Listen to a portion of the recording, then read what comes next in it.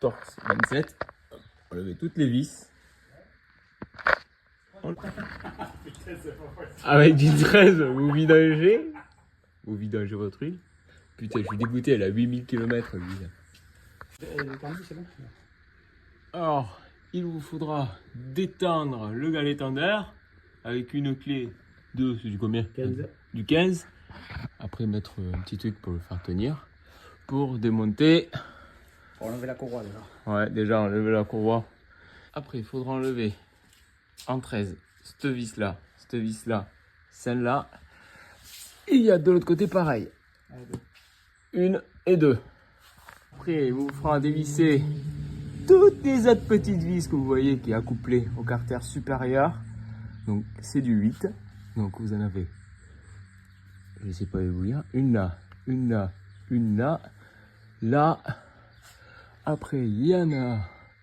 Non, ça n'est pas une. Il y en a plein derrière. Il y en a une là, une là, une là, une là, là, là, là, là, là, derrière le compresseur de clim, là, là et là. Et après, je pense qu'on sera bon. Après, vous démontez le compresseur de clim. Alors, il y a une vis là, enlevée, du 10, et une là, juste pour le démonter par rapport au carter. Alors, on s'est aperçu que pour enlever les deux vis là derrière, la clé ne passe pas. Du coup, il faudra vous dévisser un tout petit peu la dernière vis du compresseur de clim avec la clé de 10. Voilà, juste pour le décaler. Bon, enfin tombé. Alors, il vous faut bien sûr démonter cette merde parce que pour avoir accès pour le décoller, parce que la colle tient super bien. Et tiens, on en a chié à deux. On a fait le levier. On a un peu galéré, donc il faudra démonter là et faire un appui. Quand on va vous le remonter, je vais vous montrer.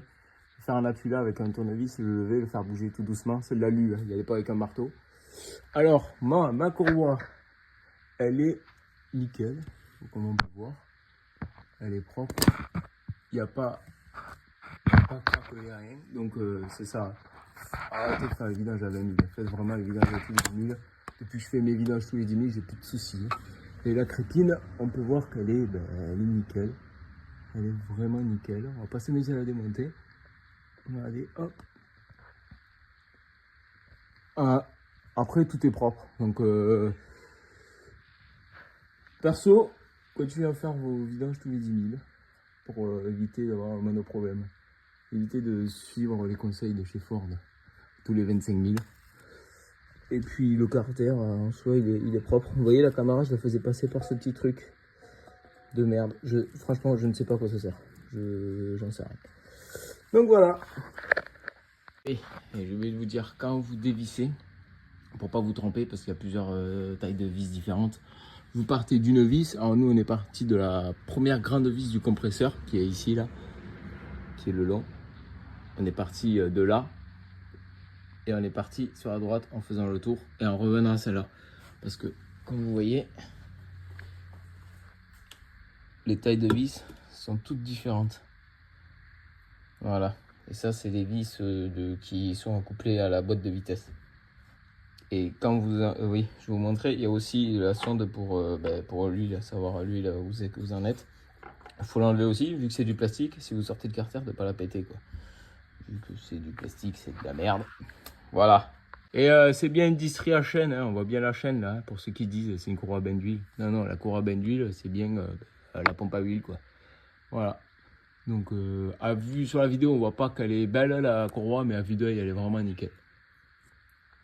Il va vous avoir ça, du joint à carter exprès, pour remettre votre carter.